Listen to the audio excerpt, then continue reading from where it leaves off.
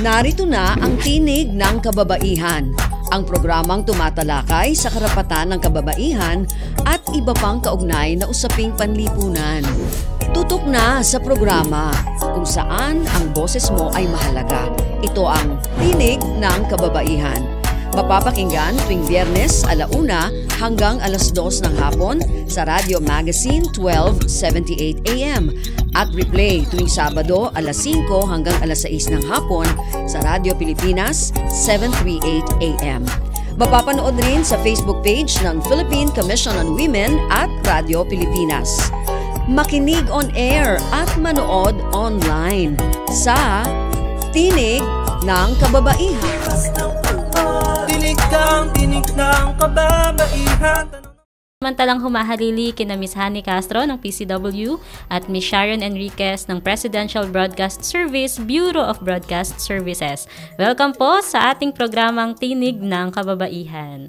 Happy TNK viewing po sa lahat ng nanonood sa atin live stream sa Facebook at YouTube po ng Radio Magazine at sa PCW Facebook page, and happy TNK listening naman po sa lahat ng nakatutok sa Radio Magazine 1278 AM kung saan live na live ang Tinig ng Kababaihan tuwing Friday 1:00 hanggang 2:00 ng hapon. At sa mga hindi pa po makakaabot ngayong araw sa episode po natin, may replay po ang TNK sa Radio Pilipinas, Radio Publico 738 tuwing Sabado mula 12:00 ng tanghali hanggang 1:00 ng hapon.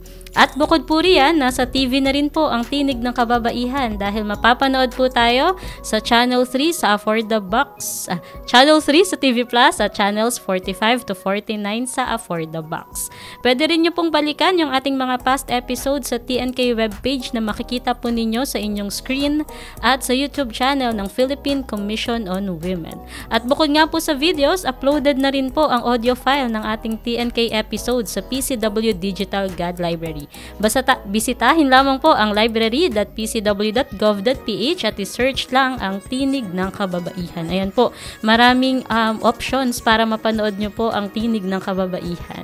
At mga ka-TNK, konting God-alaman po, alam nyo po ba na ginugunitan natin ang Global Media and Information Literacy Week mula October 24 hanggang 31. Layunin po ng taunang obserbasyon na ito na itaas ang kamalayan ng publiko sa Media and Information Literacy o MIL. At dahil ipinagdiriwang din natin ngayong Oktubre ang Communications Month ayon sa Proclamation No. 308 Series of 2023, tatalakayin po natin ngayong araw kung kamusta na nga po ba ang media and information literacy ng ating bansa sa kasalukuyan. Pero bago po yan, dumako po muna tayo sa ating featured God Works for the Week. God Work na good work? I-flex na yan!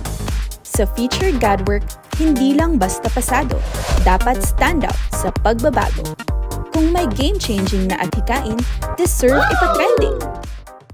Para po sa ating unang God Work, kauna-unahang Strategic Leadership Training for Gender-Responsive Local Governance for newly elected women local chief executives and first-termers officials, isinagawa ng PCW katuwang ang UN Women and DILG. Pinangunahan ng Philippine Commission on Women ang kauna-unahang Strategic Leadership for Gender-Responsive Local Governance, a training for new women local chief executives or LCEs and officials noong October 24. Ang training na ito ay upang mas mapalakas ang kapasidad ng ating mga babaeng leaders sa paggawa at pag-implement ng mga polisiya at programa na magtutulak sa pagkakaroon ng mga gender-responsive local governments. Binigyang diin ni PCW Chairperson Ermelita Valdeavilla ang mahalagang papel ng kababaihan sa pamumuno at sinabing ang kanilang pananaw bilang babae ay hindi isang limitasyon bagkus sa isang kalakasan. Ayon naman kay UN Women Philippines Country Program Coordinator Maria Rosalyn Messina, ang pagsuporta sa mga babaeng leader ay isang critical investment na dapat nating gawin upang makapaghatid ng pagbabago sa pamamahala na direktang nakakaapekto sa buhay ng kababaihan at ng mga batang babae. Sa kanyang ipinadalang video message naman, ipinahayag ni Senator Risa Ontiveros na bagamat marami na tayong naipanalong laban para sa equality, marami pa rin ang kailangang pagsumikapang ipanalo at pinuri ang mga babaeng hindi umaatras, hindi natitinag at patuloy na kumikilos para sa kabutihan ng nakararami.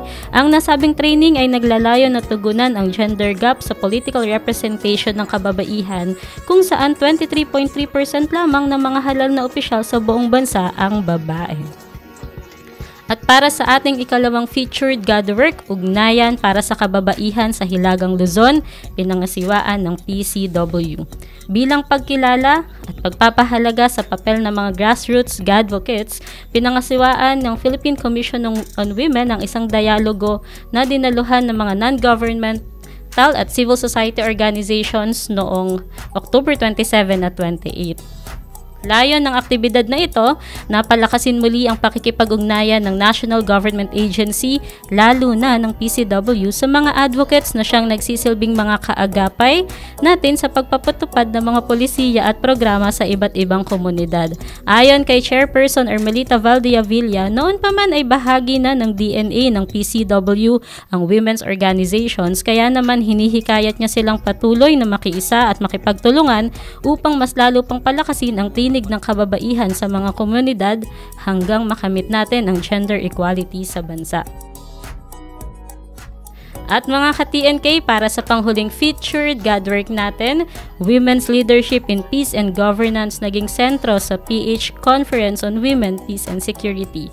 Sa ginanap na Philippine Conference on Women, Peace and Security mula October 28 hanggang October 30, nagtipon-tipon ang mga women peace builders, policy makers at civil society leaders mula sa buong bansa upang pag-usapan ang mga resulta ng 25 years ng UN Security Council Resolution 1325, 10 years ng National Action Plan on Women, Peace and Security at iba pang mga commitment sa pagsusulong ng Women, Peace and Security Agenda sa Pilipinas.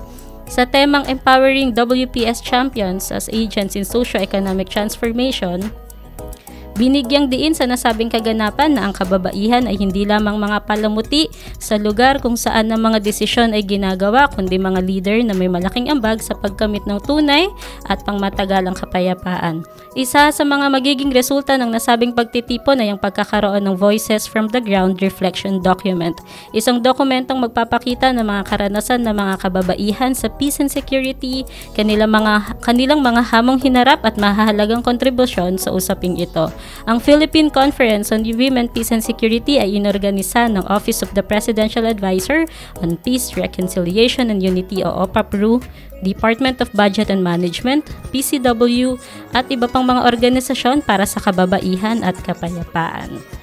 Good job po sa Godwork ng PCW, mga partners nito, women leaders from NGOs and CSOs at mga kapwa Godvocates sa regional, national at local level. Samantala, dumako naman tayo sa ating hashtag Say sa TNK Question of the Week. Oras na naman para sa hashtag Say sa TNK, kung saan natin pinupulsuhan ang ating mamamayan tungkol sa topic natin kada episode. Para sumali, bisitahin at i-follow ang PCW Facebook at X accounts sa @PCWGovPH kung saan ipopost kada Webes ang ating question for the week. Dito sa TNK, lahat tayo may say. Kaya makipagtalakayan na sa amin at sumali sa hashtag Say sa TNK. Sa tingin mo ba, handa na ang Pilipinas sa mga pagbabagong dala ng AI? Nakapost na po ito sa PCW Facebook page at sa ating Godvocates Community FB group kung saan pwede po kayong mag-comment ng inyong insights. Pwede rin po kayong mag-text sa 0917-845-4814 at babasahin natin ang inyong insights bago po matapos ang ating programa. Uulitin ko po ang ating numero 0917-845-4814. Mag-text na po kayo dahil dito sa TNK, lahat tayo ay may say. At para mabigyang linaw ang ating say sa TNK Question of the Week, kung AI ready na nga ba ang Pilipinas, may kasama tayo ngayong araw, not just one but two special guests. Sino kaya sila? Malalaman natin yan sa pagbabalik ng ating programang Tinig ng Kababaihan. Huwag bibitiw, magbabalik agad ang programang nagbibigay tinig sa mga kwento, adhikain, tagumpay at dagdag kaalaman para sa kababaihan. Ito ang Tinig ng Kababaihan. Tinig ng kababaihan. Tanong na madahalaga niya. Game, 1, 2, and... Paa, tuhod, balik at ulo, kita puwetan, baywang at sus. Huwag mong titigan ang hindi sa'yo at maging disenteng tao. Pare, ang catcalling ay isang uri ng sexual harassment. Di biro ang sexual harassment at di nakakamacho ang pang-aabuso. Isang paalala mula sa Philippine Commission on Women.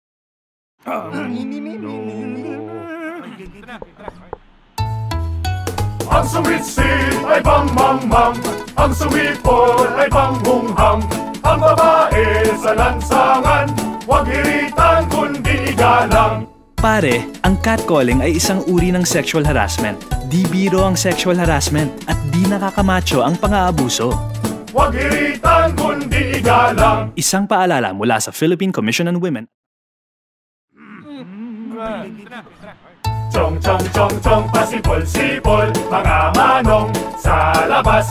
Pagtigil at gumalang, kaya ikaw sara bibig, kundi maganda ang lalabas. Pare, ang catcalling ay isang uri ng sexual harassment. Di biro ang sexual harassment at di nakakamacho ang pang-aabuso. Kaya ikaw sara bibig, kundi maganda ang lalabas. Isang paalala mula sa Philippine Commission on Women. Nagbabalik ang makabuluhang talakayan, pagbabahagi ng kaalaman at pagbibigay tinig sa mga kwento, adhikain at tagumpay ng kababaihan. Narito na ang Tinig ng Kababaihan. Tinig ng kababaihan. Tanong na madahalaga.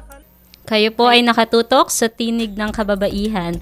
At para po sa ating episode na pinamagatang Overcoming Digital Illiteracy and Becoming AI Ready, mayroon po tayong dalawang special guests ngayong araw. Unahin na po muna natin ang kasama natin ngayon live na live dito sa ating studio. Mga ka-TNK, i-welcome po natin dito sa ating programa ang Executive Director ng Break the Fake Movement. Walang iba kundi si Mr. Paulo Miguel Ordonio. Magandang hapon, Sir Pau. Para mag-umpisa nga po tayo sa ating talakayan. Welcome po ulit sa Tinig ng Kababaihan.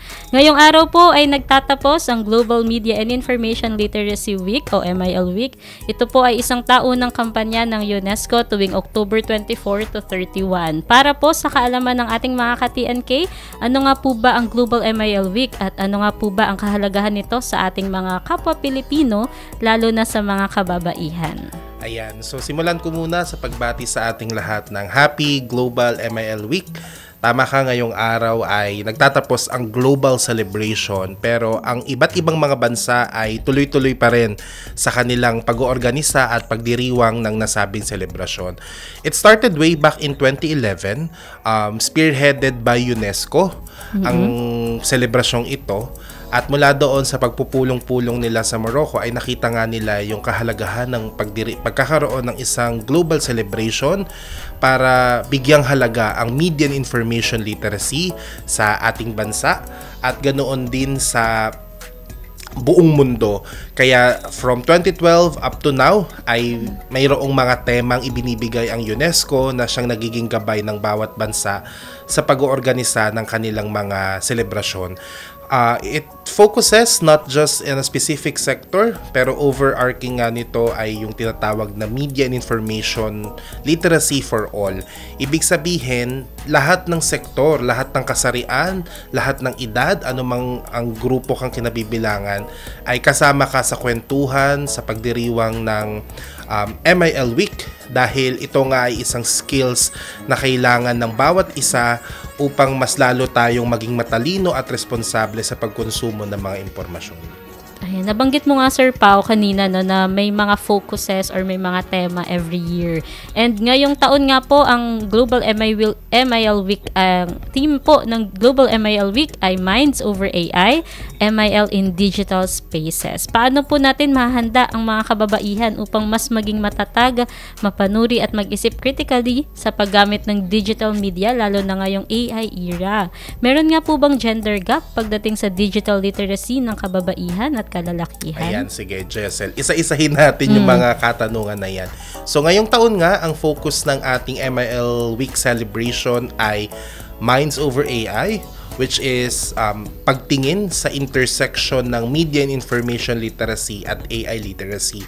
Dahil alam nga natin sa mga nakalipas na mga taon, ang boom ng artificial intelligence ay sobrang bilis na kung saan ay naging dominante siya sa ating mga ginagawa, lalo na sa digital space. Kung babalikan din natin yung mga previous themes ng Global MIL Week, lagi siyang nakaangkla sa isang napakahalagang aspeto ng MIL, ang civic participation. Dito tinitignan natin nga na ang bawat isa ay dapat kabilang sa paglikha ng mga mensaheng responsable at nagbibigay ng tamang impormasyon sa lahat. Kabilang din dapat sa pagkonsumo ng tamang impormasyon na hindi tayo naliligaw. At lalo na ngayon sa panahon ng artificial intelligence, importante na mas maging matalino tayo sa pagkonsumo nga ng mga impormasyon na nakakatiyak tayo na itong artificial intelligence ay isang tool for development, for innovation, for creativity, at hindi pinaparalyze ang mga skills ng mga individual. I-connecta ko lang sa nabanggit mo nga kanina kung ano ba ang epekto nito sa ating mga gender gaps and also for the digital literacy state in our country at sa ganun din sa global perspective. Kung titignan natin yung usapin pa rin talaga ng lack of access sa mga kababaihan when it comes sa digital spaces ay nagiging pagsubok pa rin. Sa pag-usbong ng artificial intelligence, ang pinaka-importante kasing dapat matutunan ng bawat individual ay yung skills when it comes to prompting. Di ba nga, kailangan mong i-train yung data ng AI para mabigyan kanya ng isang sagot o ng isang produkto na gagamitin mo. So, that is how AI works. Kailangan mo magbigay sa kanya ng mga katanungan o ng mga impormasyon. Kailangan mo siyang sanayin hanggang makabuo siya ng isang sistema na maibibigay niya yung isang produkto na kinakailangan mo. On the previous research when it comes to AI development, karamihan ay mga lalaki na kung saan ay nagkakaroon nga ng bias. Bias in data na sa isang research in a Western country, lumalabas nga na ang mga madalas na nakikita, for example, sa mga advertisements sa mga games or mga avatars or sa mga dating apps, karamihan nga is mga babae na sexualize or nagiging object for pleasures dahil nga ang nagde-develop ng mga characters na ito ay mga kalalakihan. At yun yung yun yung lagi nating pinoposisyon na kailangan mabigyan natin ng empowerment ang mga kababaihan when it comes to learning about ICT skills. Kasi nga isa itong pamamaraan na makita nila yung oportunidad na mabawasan natin yung gender gap pagdating din dito. Marami pang mga issues ng digital literacy concern, but I want to focus on that concern about the AI. And pag sinabi mo bang kami, Sir Pao, ito ba yung Break the Fake movement? Ito yung kung saan ka executive director. Paano ba tinutulungan ng iyong organization na maging media and information literate yung mga Pilipino, lalo na po yung mga kababaihan? Nabanggit mo nga kanina na may mga biases pa din, may mga discriminatory na nangyayari pa din pagdating sa AI development. Paano po sila mas magiging digital literate, yung mga kababaihan at yung kabataan, and paano po, maaari po ba ninyong ibahagi sa amin yung kasaysayan at advocacy po ng inyong organisasyon? Okay. So, para po sa ating mga kasama na ngayon lang po narinig ang Break the Fake movement, kami po ay isang civil society organization sa Pilipinas na kung saan nagsusulong po ng media and information literacy. Siguro baka nagtataka sila na ano ba tong media and information literacy? Baka naririnig lang nila to na subject ng kanilang mga anak sa grades 11 and 12. So yun nga po iyon, pero sa madaling salita po, ito po ay pagtuturo ng critical thinking. Ito po ay paggagabay sa mga individual kung paano nga ba maghimay-himay ng mga impormasyong nakikita natin sa old and new media, lalo na ngayon sa social media, na hindi tayo basta-basta naniniwala. Kailangan alam natin saan ito nanggaling at ano ba ang dahilan, anong ang magiging epekto nito sa atin kung kukunin natin itong mga mensahe na ito. At tinuturuan din tayo nito na maging isang aktibong mamamayan ng ating bansa. So yun yung ginagawa namin sa Break the Fake Movement. We do various training para sa ating mga iba't ibang sektor. Ang angkla nga natin ay sa ating 4 na key priority areas: responsible digital citizenship, pagbuo ng mga MIL competencies, combating disinformation or mas tinatawag nating fake news, and enabling positive civic participation. We are organized since 2017 at sa buong Pilipinas ay patuloy tayong nagbibigay ng mga iba't ibang training, hindi lang sa bansa natin, maging sa Southeast Asia.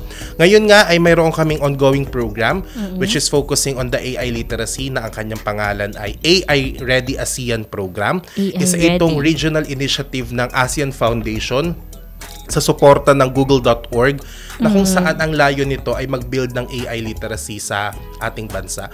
Alam mo kasi, Jessel, dito sa konsepto ng AI literacy, sa isang research na pinresent sa amin during a regional policy convening in Malaysia, lumalabas na ang mga Pilipino ay excited pagdating sa AI. Pero when it comes to translating it sa literacy natin, hindi siya nakikita. So ibig sabihin, nandoon yung ating interest pero hindi natin alam paano siya mag-operate, paano ba talaga siya i-utilize, at ano yung epekto nito sa ating mga buhay. And that is why we're offering this program. We need to build or buuin natin yung mga foundational concept na paano ba nag-work ang AI, paano ba nito babaguhin yung aking perspektibo, paano nito ako tutulungan na maging isang responsableng internet user, at ganun din, paano ko bibigyan ito ng oportunidad para sa aking mga hinaharap. Kaya doon tayo nagbibigay ng mas malalim na tensyon sa pagbibigay ng konsepto ng AI literacy sa bawat isa.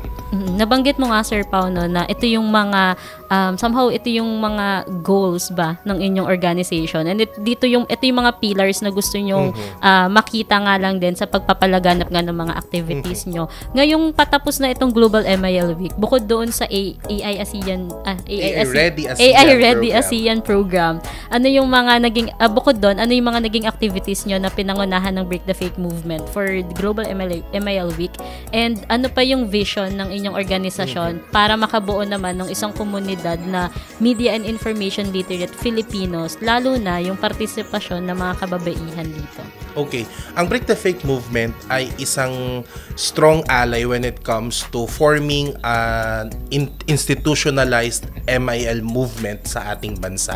Kasi makikita mo na ang Pilipinas ang isa sa pinaka-progresibo when it comes nga sa MIL. At napakaraming mga MIL organizations na nagcha-champion nito.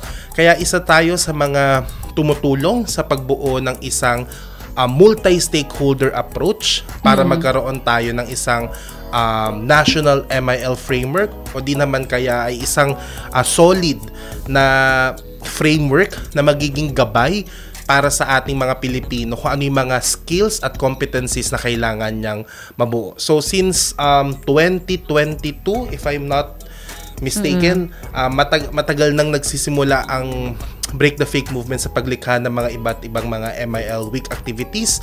Para sa taong ito, ang ating naging focus ay yung pagpapalakas ng ating programa ng AI Ready ASEAN Program, which is tayo ay nag-launch ng isang digital campaign na ang pangalan ay AI 101 Challenge, na kung saan open ito sa lahat ng mga Pilipino na gustong matuto in just one sitting. Ano ba ang konsepto ng AI? Magkaroon ng excitement.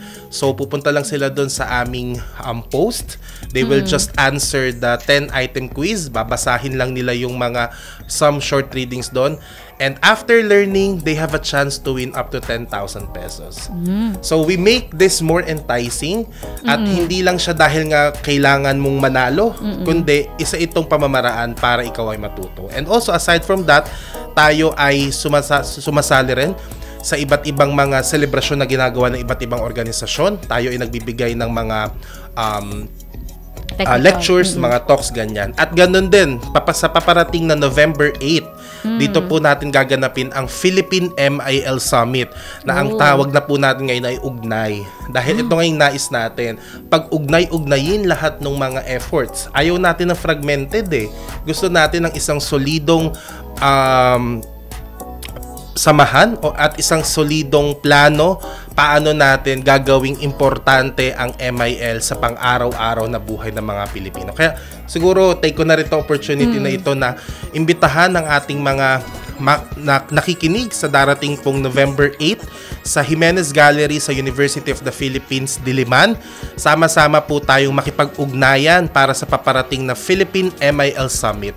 So ito po ay libre mula alas 8 ng umaga hanggang alas 5. We will be talking about here a lot about AI and also hearing a lot from our friends also from the European embassies para matuto tayo sa kanilang best practices kung paano na-integrate ang MIL sa pang-araw-araw na buhay ng kanilang mga citizens. Ayun. So join na po kayo sa Philippine MIL Summit sa November 8 po yan. Pero Sir Pao, kanina nabanggit mo nga yung AI Ready ASEAN program. No? Bukod dito sa Philippine MIL Summit na sa tingin ko madidiscuss naman doon kung ano tong AI ASEAN AI Ready ASEAN program. Pero konting lang siguro kaalaman kung ano po ba yung pangunahing layunin ng program na yun. Ongoing pa rin ba? Nagte-train pa rin ba kayo? Ongoing pa rin ba yung program? At sino at ilan yung target natin sa ASEAN region and hanggang kailan po yung programa na to? Ayan. So, ang AI Ready ASEAN program, kagaya nga na nabanggit ko kanina, na ito ay pinangunahan ng ASEAN Foundation.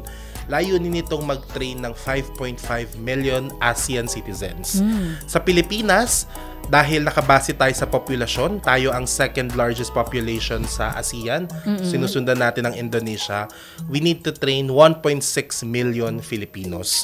So ito ay isang napakalaking numero, pero ito ay patuloy nga natin ginagawa sa pamamagitan ng pag-roll out natin ng programang ito. So may dalawa po siyang component, which is first the awareness campaign na kung saan ay isang oras ng pagkatuto tungkol sa paano nga ba nag-work ang AI. Tinatawag po natin yung Hour of Code or Hour of AI.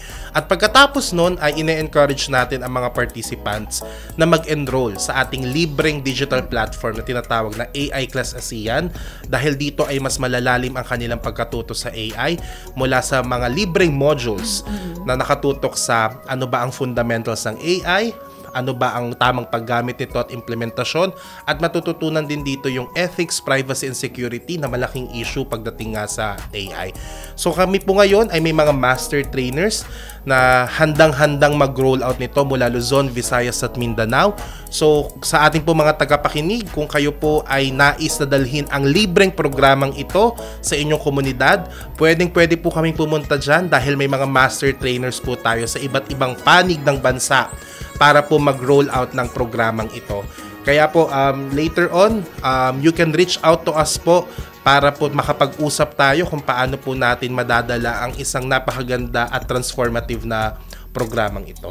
Maraming salamat, Sir Pao, sa iyong mga ibinahagi. Samantala, puputulin muna natin ang ating usapan at sa ating pagbabalik, makakasama naman po natin ang isang master trainer mula sa AI ASEAN program. Mga ka-TNK, magbabalik po ang Tinig ng Kababaihan. Huwag bibitiw, magbabalik agad ang programang nagbibigay tinig sa mga kwento, adhikain, tagumpay at dagdag kaalaman para sa kababaihan. Ito ang Tinig ng Kababaihan. Tinig ng kababaihan, tanong na madakalagan niya. Game, 1, 2, and... Paa, tuhod, balik at ulo, kita kwetan, may wangat sus. Huwag mong titigan ang hindi sa'yo at maging disenteng tao. Pare, ang catcalling ay isang uri ng sexual harassment. Di biro ang sexual harassment at di nakakamacho ang pang-aabuso. Isang paalala mula sa Philippine Commission on Women.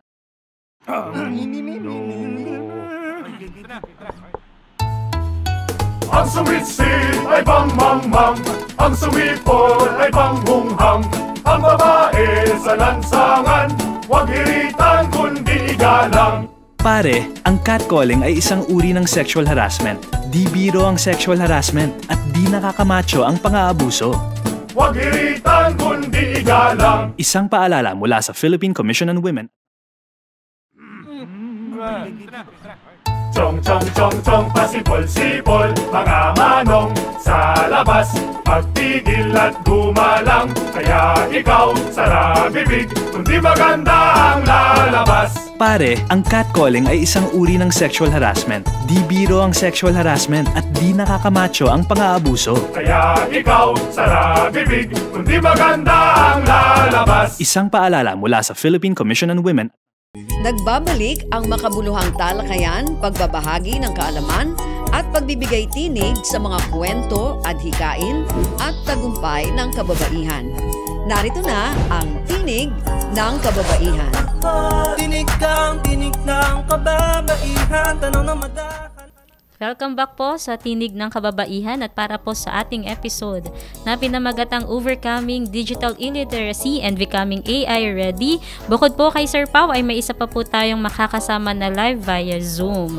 Mga ka-TNK, welcome po natin ang isa sa mga Master Trainer ng AI Ready ASEAN Program. Walang iba kundi si Miss Christine Baguio. Magandang hapon, Miss Christine!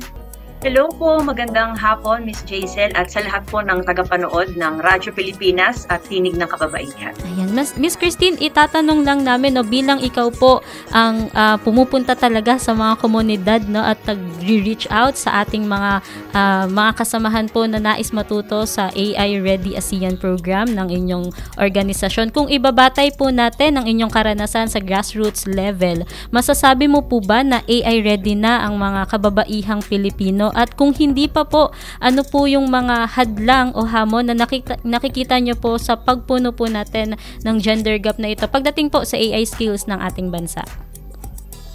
Ayun, maraming salamat po Miss Jaisel. And before I start po, happy Global MIL Week sa lahat. So base Happy po sa inyong Global katanungan, yes po, sadly po, hindi pa natin naabot yung AI readiness sa kababaihan at even sa ating mga kabataan sa youth. So that means for us, sa mga master trainers under the AI Ready ASEAN Program, there's more work to do. Okay? So gaya po ng nabanggit kanina ni Sir Paulo, meron pa rin po tayong lack of access sa internet connection. Although marami na pong ginagawa ang ating gobyerno to provide, for example, free Wi-Fi access and also yung mga affordable internet plans. Marami pa pong kakulangan. And I personally encountered this kasi most of my Hour of Code campaign under the AI Ready ASEAN Program ay face-to-face ko pong ginagawa. So may mga kababaihan pa, kabataan na hirap sa pag-navigate. So in terms of digital literacy, talagang marami pa po tayong tatrabahuhin. And hopefully as we roll out the program, ma-integrate namin yon, digital literacy, introduction to coding, and also AI literacy. Yan. And kagaya rin ng nabanggit ni Sir Pao, gusto ko lang i-point out yung tungkol sa pag-prompt.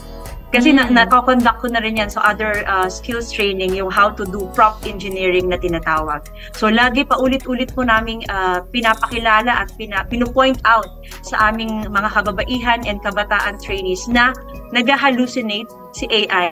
So hindi natin tatanggapin ang mga output niya point blank. So doon pa rin papasok yung pag-fact check and pagdi-discern ng mga output ng mga AI tools na ginagamit natin. And yun nga So, po yun talaga no, ang yung goal ng pagiging digital literate no, hindi lang natin laging tinatanggap kung ano po yung inilalabas ng mga AI applications nga po. Miss Christine, ano po ba yung pinakamahalagang kasanayan na itinuturo nga po ng AI Ready ASEAN Program na sa tingin niyo po ay may direktang kaugnayan sa critical thinking at digital literacy?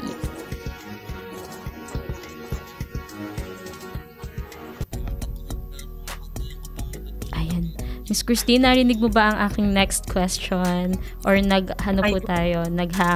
Pasensya na po.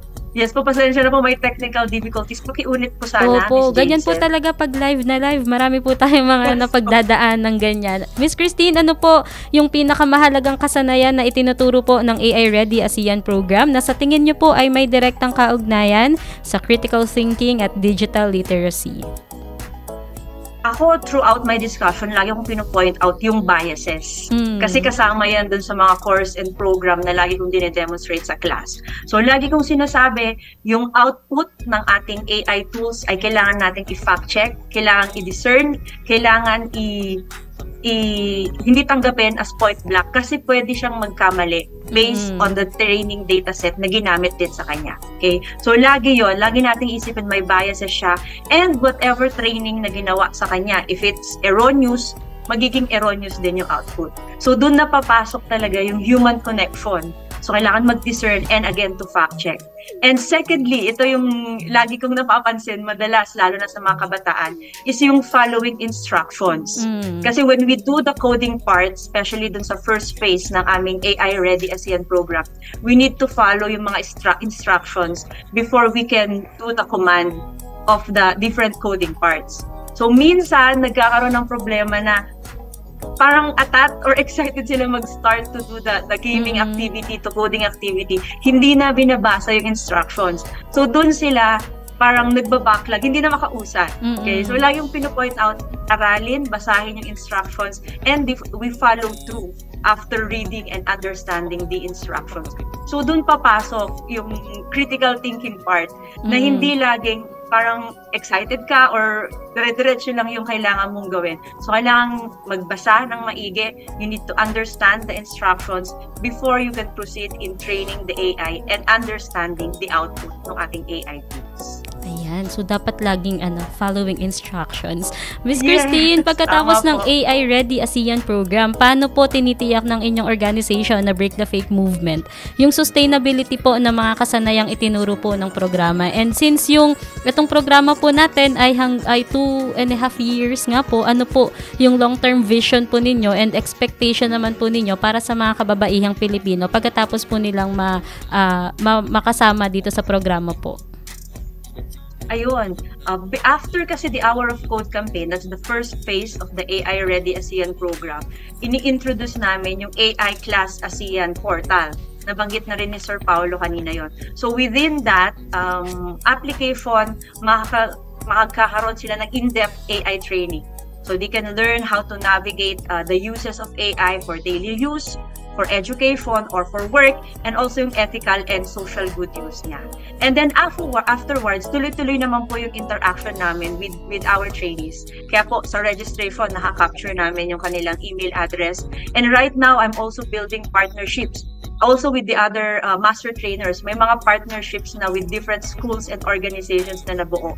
So from there, we can continue providing other AI literacy and digital literacy program.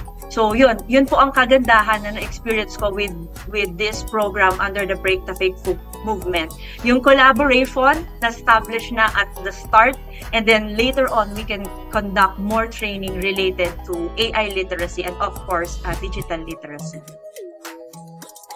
Ayan, salamat po Miss Christine. Nakakatuwa po no na may sustainability nga po no, hindi lang basta sila participants kundi nagiging collaborators nga din po sila pagkatapos ng programa. Miss Christine, maraming salamat po sa inyong oras. Ngayon naman, mga ka-TNK ay alamin natin kung ano nga ba ang say ng ating mga ka-TNK sa ating say sa TNK Question of the Week.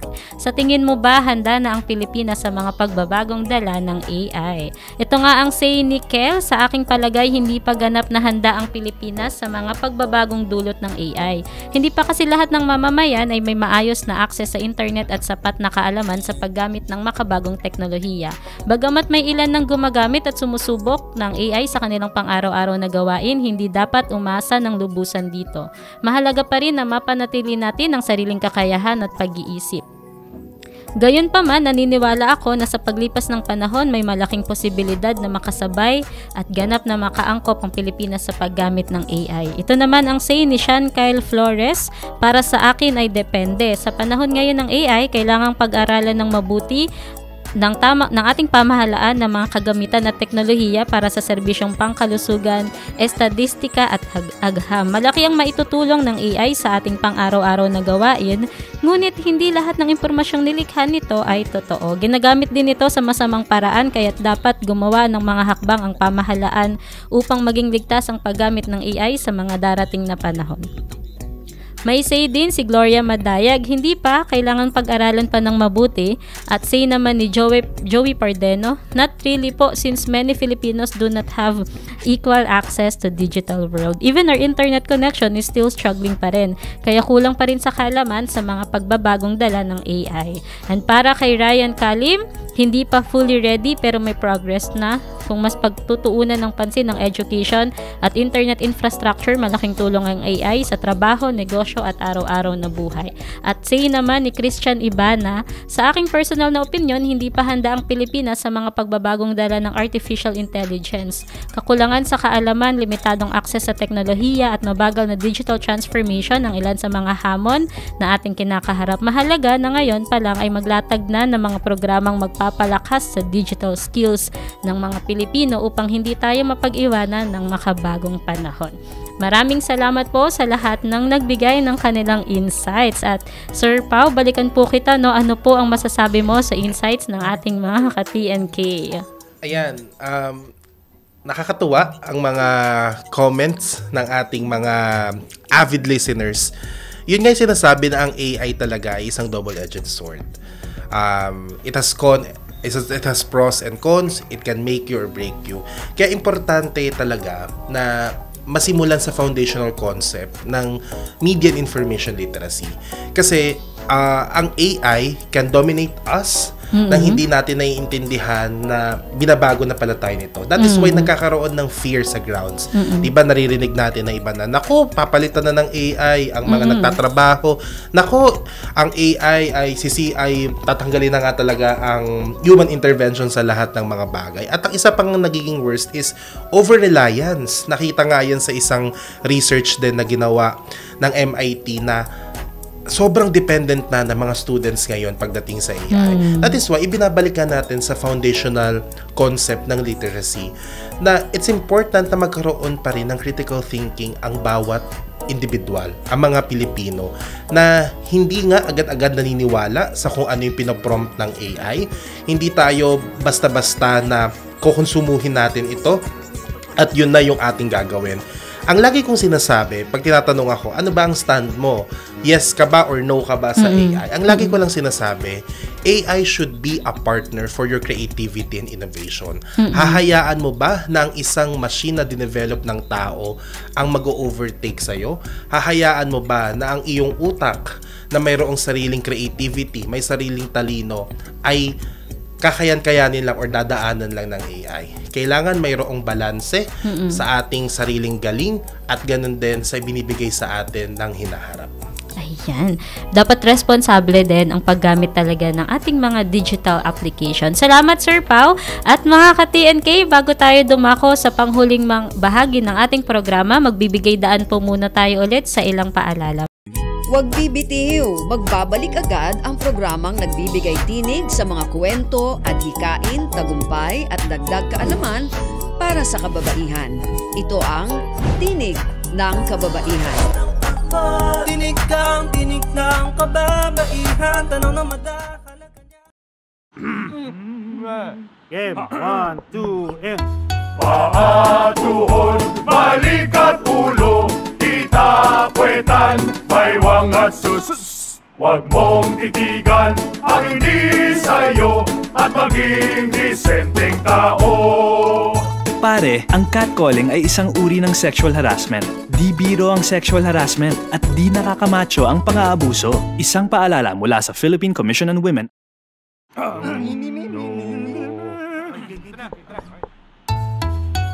Ang suwit-sit ay bang-mang-mang, ang suwipol ay bang-hunghang. Ang babae sa lansangan, huwag iritan kundi igalang. Pare, ang catcalling ay isang uri ng sexual harassment.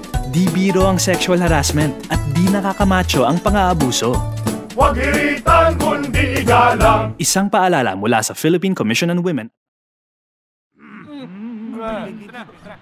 Chong chong chong chong pasipol-sipol mga manong sa labas magtigil at gumalang kaya ikaw sara bibig kundi maganda ang lalabas. Pare, ang catcalling ay isang uri ng sexual harassment. Di biro ang sexual harassment at di nakakamacho ang pang-aabuso. Kaya ikaw sara bibig kundi maganda ang lalabas. Isang paalala mula sa Philippine Commission on Women.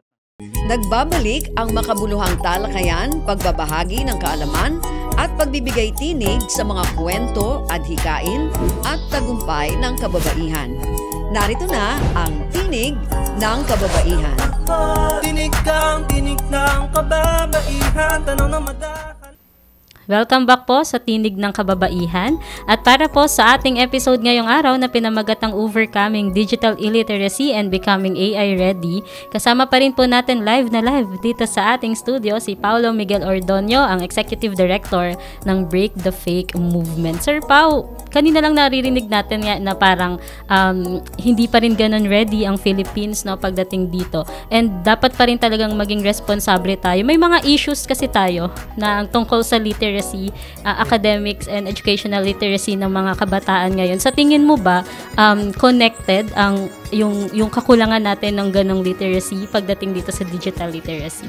Ako sa tingin ko, on my experiences sa ground, masasabi kong oo. Kasi nga lalo na malaki na ang parte ng internet at social media ngayon sa pagkatuto ng ating mga estudyante. Naalala mo nga noong pandemic, no choice kundi kailangan talaga nating mag-transition into the online world.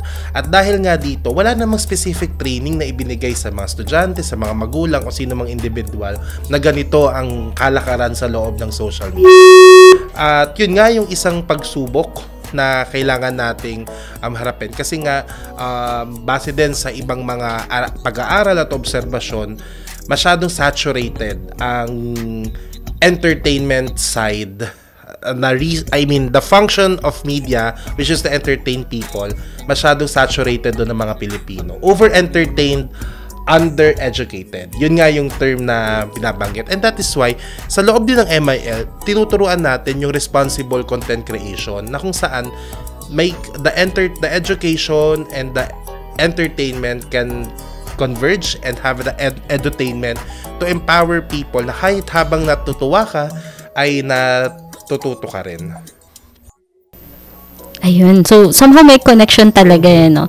And Sir Pau, bukod nga po dito para sa aming panghuling katanungan bilang bahagi nga po ng Break the Fake Movement, ano po ang inyong huling mensahe upang tuluyang wakasan ang digital literacy sa ating bansa at illiteracy sa ating bansa at maging AI ready? Hindi lang yung kababaihan kundi pati ang mga susunod na henerasyon ng Pilipino, at paano po sila makikipag-ugnayan o makikipagtulungan sa inyong organisasyon? Okay, siguro try kong i-summarize lahat ng mga napag-usapan natin ngayon. Hindi po natin dapat katakutan ng AI. Siguro gusto ko simulan doon sa pangungusap na yon. Dahil ito na po yung ating hinaharap. Wala parang nakakagawa na kaya nating mag-backtrack at bumalik tayo sa buhay na wala pa ang mga bagay-bagay na ito. Pag kami nagkakaroon ng conversation ng mga kapwa advocates, ito yung napag-uusapan na hindi natin siya dapat katakutan kundi i-embrace natin yung mga opportunities na binibigay niya. At the end of the day, tao pa rin ang may control sa mga bagay na ito. And that is why sa aming organisasyon, patuloy kami na nagmumulat, patuloy kami na nag-advocate nito sa mga Pilipino na ito po ay isang hindi dagdag trabaho. Ito ay isang dapat parte ng pang-araw-araw mong buhay. Kasi simula nang ikaw ay gumising hanggang sa ikaw ay matulog, laging media and information ang kasama mo. Paggising mo, titingnan mo kung may message ba sa'yo, titingnan mo kung anong oras na, and from there, it will affect your decision making. At kung titingnan natin sa mas malaking perspektibo, ito ay makaka-apekto sa pagde-decide natin kung sino yung ating ihahalal na pinuno, paano tayo magiging isang responsableng Pilipino, at paano tayo makikipagsalamuha sa ating bansa. Kagaya rin ito ay isa rin yung aming ina-advocate dito, yung pagkakaroon ng isang multi-stakeholder engagement or multi-stakeholder na puwersa na kung saan ang gobyerno, ang academe, ang media, ang CSO at lalo na rin ang big tech ay sama-sama sa pagbuo ng isang komprehensibong MIL framework para sa ating mga Pilipino. Hindi dapat fragmented, hindi tayo dapat kanya-kanya because at the end of the day, ang naisin natin ay mga matatalinong Pilipino. Mga Pilipino na mayroong kakayanan, empowered sila, na kung anuman ang ibigay sa kanilang impormasyon, anuman yung ikonsumo nila sa kanilang mga social media, ay hindi sila basta-basta maniniwala, kundi magkakaroon sila ng refleksyon at maunawaan nila kung paano ito magkakaroon ng impact sa kanilang mga buhay. Yan. Siguro, Sir Pau, isang huling mensahe naman para sa mga kababaihan na gustong maging digital literate or mas maging ligtas sa digital media. Ayan. So, para sa ating mga kababaihan na nakikinig ngayon, isa sa magandang opportunity na binibigay ay yung pagkakaroon nga ng striving for equal access. Kung makikita nyo po, si Miss Christine Baguio ay isang testamento na ang programang ito ay hindi lamang para sa isang specific na sektor. Ito rin ay para sa mga babae na naghahangad din na matuto pa ng mga maraming bagay. Kaya isa sa mga tinututukan din namin sa Break the Fake Movement ay yung konsepto ng gender in media na kung saan tinuturuan natin ang mga Pilipino kung paano nga ba magkaroon ng tinatawag nating gender lens. Magkaroon tayo ng empowerment sa pamamagitan ng paglikha at pagkonsumo ng mga iba't ibang impormasyon. At ganoon nga, mabalik tayo sa mga kababaihan na patuloy pa rin nakakaranas nga ng pagiging feel na nalileft out dahil nga sa sistema natin, ay wag tayong matakot na sumubok. Wag nating ikahon yung ating mga sarili. Parang naalala ko lang isang storya sa isang training na inatendan ko na sila ay mga computer science students sa puro mga kababaihan at naging emotional sila dahil nga ang pakiramdam nila ay male-dominated yung sektor na yon. Kaya ang sinasabi ko lang doon na wag silang matakot na ibahagi yung kanilang kagalingan at kanilang karanasan dahil sila rin ay mayroong kagalingan na kaya nilang i-contribute dito. At patuloy na natin mga kalalakihan din ay maging boses para sa mga babae dahil ang mundong ito ay dapat na nagbibigay ng opportunity para sa ating lahat. At siguro panghuli sa isang national perspective, isa rin tong panawagan sa ating mga gobyerno na patuloy na maglaan ng mga plataforma o ng mga opportunities for access. Abutin natin yung ating mga kapatid lalo na sa marginalized areas, yung mga walang access talaga sa internet o saan mang mga ganitong bagay. I-prioridad natin sila dahil sila rin ay kabahagi ng kwentong ito. Muli, maraming salamat po kay Mr. Paulo Miguel Ordonio, ang Executive Director ng Break the Fake Movement na nakasama natin live dito sa ating studio. Nagpapasalamat din po kami kay Miss Christine Baguio, ang Master Trainer ng AI Ready ASEAN Program. At sa punto pong ito, nais nating pasalamatan ang Radio Pilipinas Presidential Broadcast Service, Bureau of Broadcast Services sa pamumuno ni Director General Fernando Dindo Amparo Sanga at sa mga production personnel na nakatuwang natin sa broadcast natin ngayong araw. Salamat din po sa mga nakasama natin mula sa Philippine Commission on Women na pinamumunuan ni Chairperson Ermelita Valdeavilla at sa Corporate Affairs and Information Resource Management Division o CARE-MD na bumubuo sa TNK Production Team. Mga ka-TNK, tandaan po natin maging sa digital world, dapat lahat ay pantay at nakakasabay. Ang mga tools kagaya ng AI ay nararapat aralin at gamitin ng wasto upang makamit ang mga positibo at tunay na pagbabago sa pagtutulungan ng gobyerno, pribadong sektor, civil society at ng sambayan ng Pilipino. Kayang-kaya nating lagpasan ang lahat ng hamon gaya ng digital illiteracy upang tayo ay maging ganap na AI ready. Mga ka-TNK, sa ngalan po ni Miss Hani Castro at Miss Sharon Enriquez, ako po si Jessel Aquino. Mag-ingat po tayo sa mga nasa biyahe at sa mga dadalaw sa kanilang mga kamag-anak na namataya pa. Manatiling nakatutok sa Radio Magazine 1278 AM at sa Radio Pilipinas Radio Publiko 738 hanggang sa susunod na episode ng ating programang Tinig ng Kababaihan. Tinig ng kababaihan, tanong na madakalaga niyang di matatawaran. Sa lapas ng kahon, may mga sigabong